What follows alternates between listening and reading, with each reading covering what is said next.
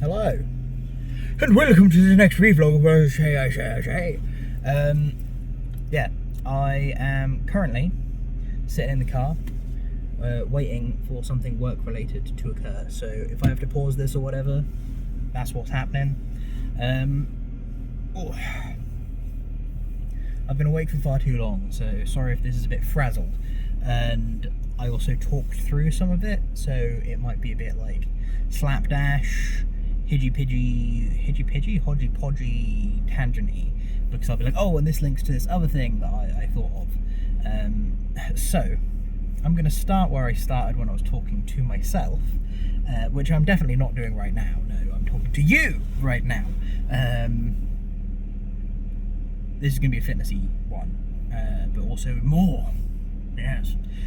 So, I've noticed over the last while, and I do mean like a reasonably long amount of time, that one of the stances at Kung Fu is an area of difficulty for me, but not in the way that many things in general, but also at Kung Fu, are.